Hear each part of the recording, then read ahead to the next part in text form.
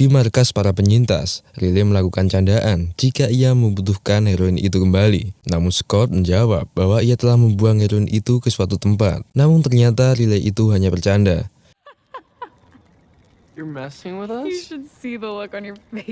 Sementara Lucas mendadak emosi setelah mengetahui bahwa heroinnya telah menghilang. Ia langsung menghampiri ibunya dan menuduhnya sebagai pencurinya. Namun ibunya itu menjawab kalau ia tak pernah mengambil heroin itu. Di sini Lucas pun mengancam akan membunuhnya jika Maribeth tak mengaku.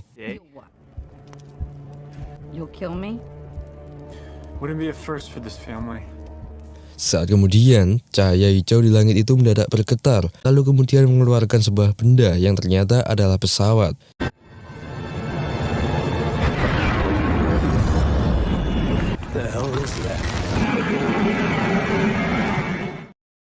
Setelah mengetahui itu, esoknya mereka mulai memecah kelompok untuk melakukan pencarian pesawat itu, karena mereka percaya kalau pesawat itu adalah tim penyelamat.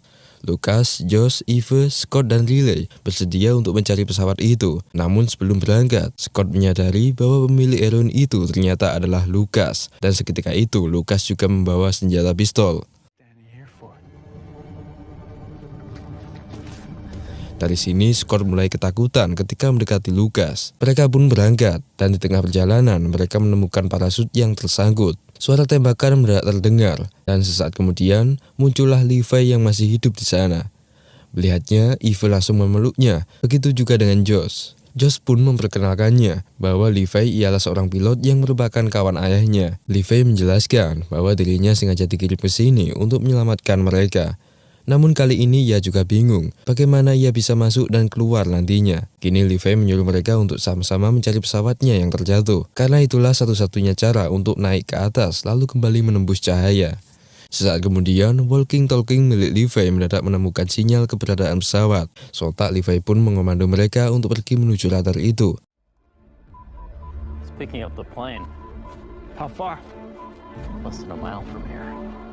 Saat di tengah perjalanan, mereka dihadang oleh sungai yang sangat luas dan mengharuskan mereka untuk menyeberanginya. Untungnya sungai itu dangkal dan beberapa dari mereka berhasil menyeberang. Namun saat Riley lewat, anaconda raksasa tiba-tiba menyergapnya, lalu membuatnya tenggelam.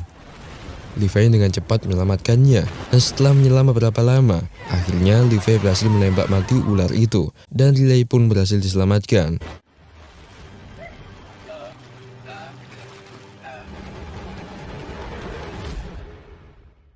Selanjutnya mereka menempuh perjalanan panjang dan akhirnya berhasil menemukan bangkai pesawat.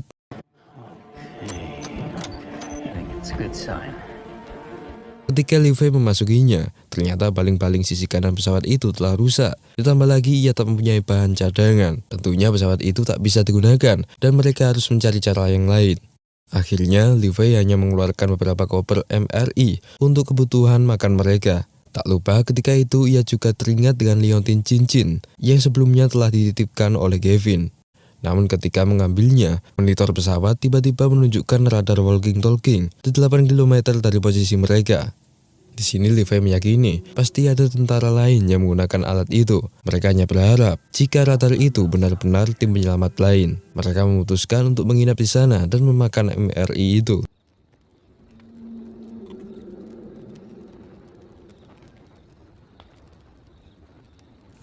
Ketika mereka berbincang-bincang, Riley tiba-tiba bercerita tentang pengalamannya mengoperasi ayahnya sendiri. Eve pun bertanya bagaimana ia mengoperasinya, sedangkan di sana tak ada obat bius.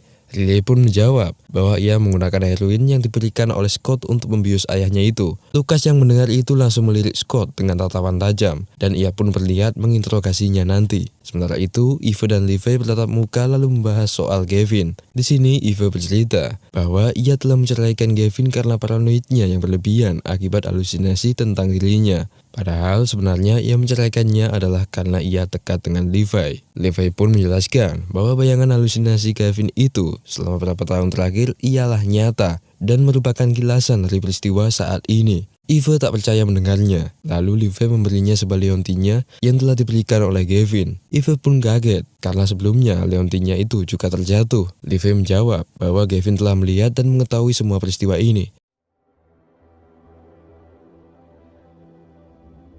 Ketika itu Gavin berhalusinasi bahwa Leontyne Eve telah terjatuh di dekat batu bersejarah di Los Angeles. Maka dari itu ia menggali tanah tepat di tempat yang ia bayangkan. Dan benar, ia menemukan Leontyne itu. Karena Gavin juga, Levi dikirim ke sini untuk menyelamatkan para korban.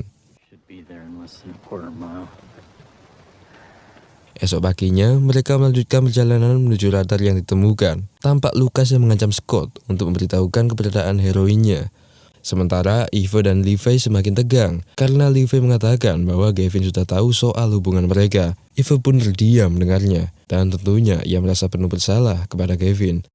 Ketika itu juga, Riley menemukan sebuah perkampungan khas zaman batu di bawah tebing dan sinyal radar itu ternyata berasal dari sana.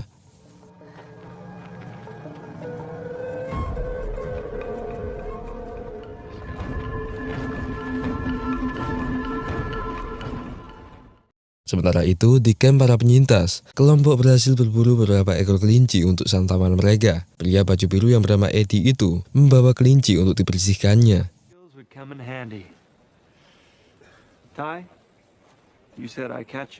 Tak jauh dari camp, Eddie yang sedang mencuci daging itu tiba-tiba diserang oleh sesuatu.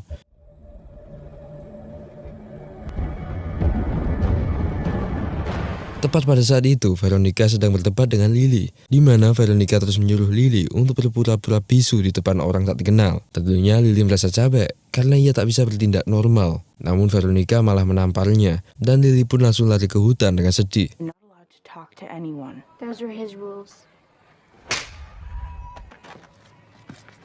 Lily!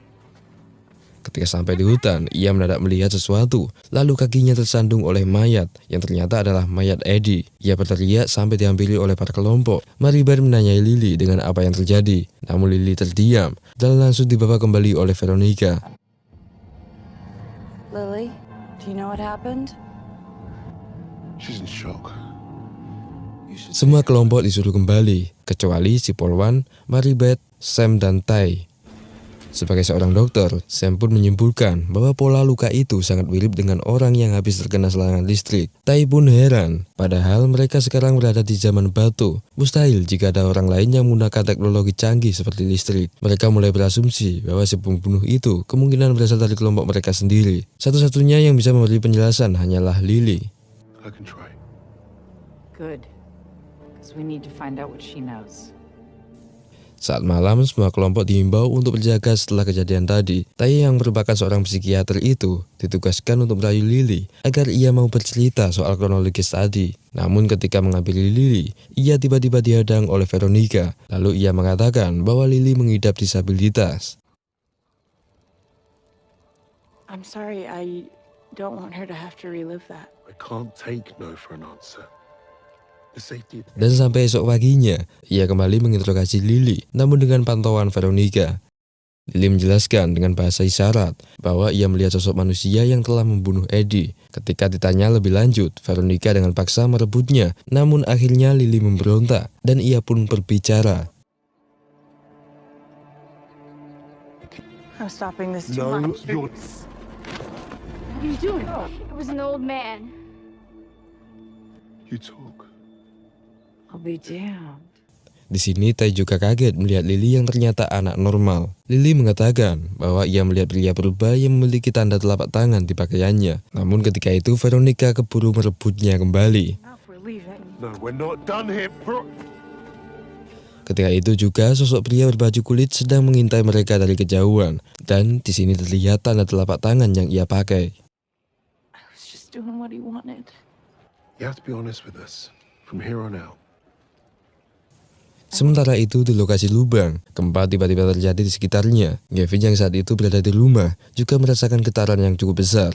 Karena khawatir jika getaran itu akibat dari efek jatuhnya pesawat Levi, akhirnya Gavin menuju markas militer untuk menemui Sophia. Apakah gempa ini ada hubungannya dengan Levi? Di tengah perjalanan, Gavin tiba-tiba dibayangi oleh Levi yang nampaknya telah menemukan Eve.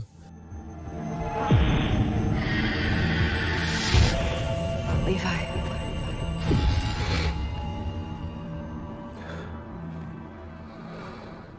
Selanjutnya, Gavin pergi ke kantor Sophia. Namun di sana sangat sepi dan ia hanya menemukan berkas yang berisi data dirinya. Ia penasaran dan membukanya. Di dalamnya ia menemukan foto yang menunjukkan 4 lubang besar di gurun Mojave. Lalu ia juga menemukan foto Sophia bersama wanita yang bernama Rebecca. Namun ketika itu Adam mempergokinya lalu mengajaknya untuk bicara penting. Di sini ia mengatakan bahwa pemerintah telah melarang tim penyelamat untuk memasuki lubang itu lagi. Karena efek dari memasuki lubang itu ialah gempa yang luar biasa. Gavin pun kecewa mendengarnya. Lalu ia pun pergi pulang dan diam-diam membawa berkas itu.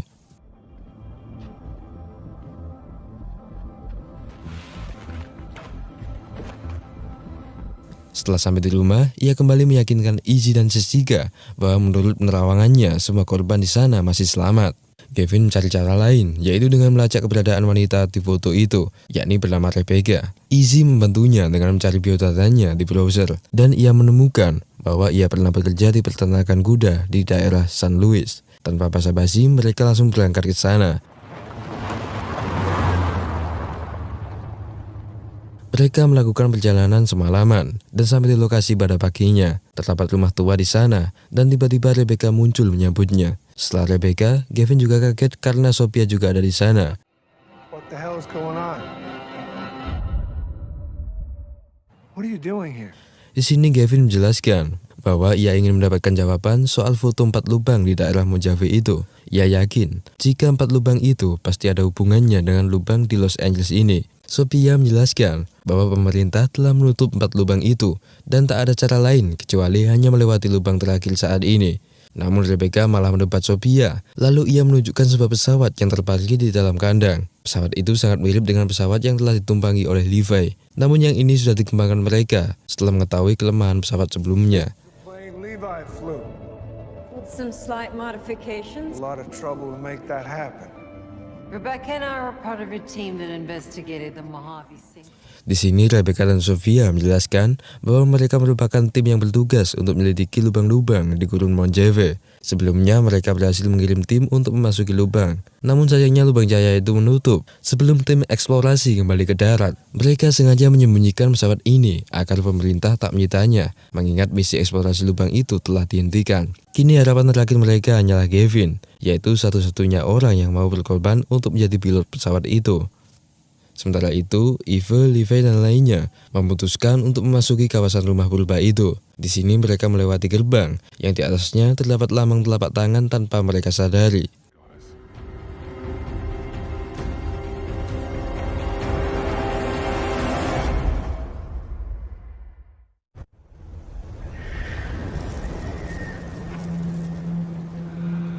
Setelah masuk, Levi membagi kelompok menjadi 3 tim, di mana Josh bersama Riley, Lucas bersama Scott, sedangkan Eve bersama Levi.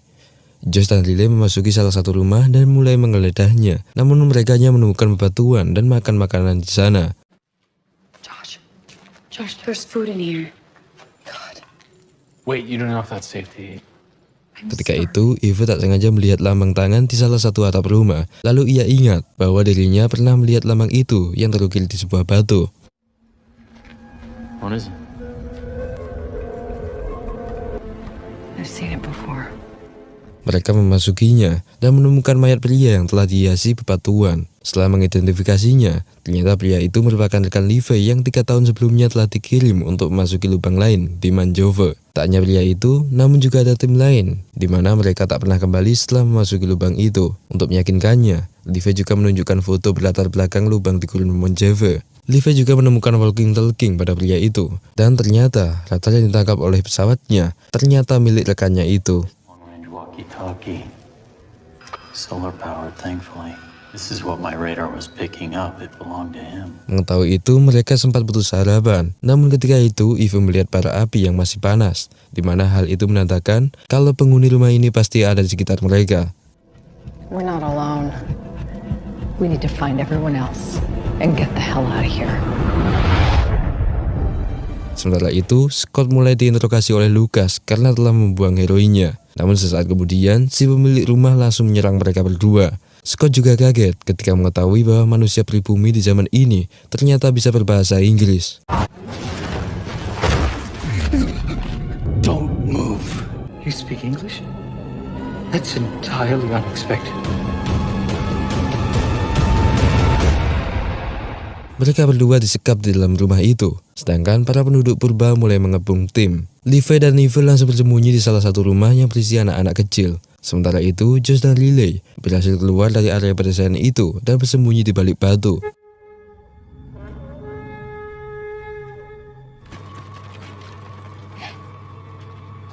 Levi dan Eve hampir terdesak di dalam sebuah rumah. Namun untungnya ada anak kecil yang mau membantu mereka. Anak itu mengelabui penduduk yang sedang mencari mereka untuk keluar dari rumah.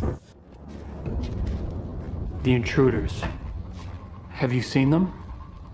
We haven't seen anyone.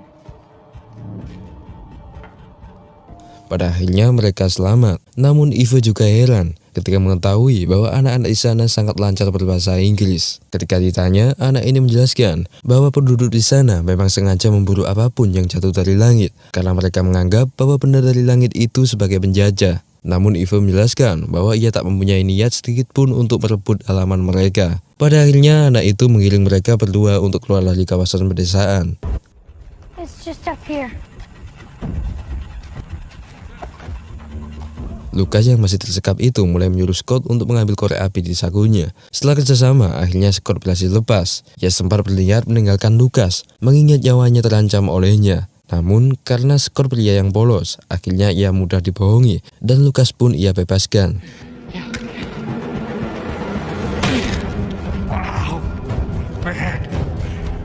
Sementara Josh dan Riley mulai mencari cara untuk menembus pagar yang telah dijaga itu, mengingat ibu dan tim lainnya masih berada di dalam sana.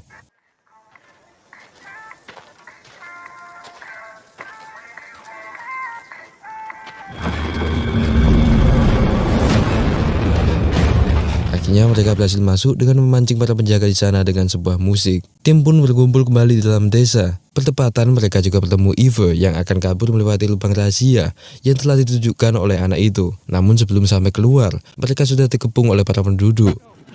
Let's go.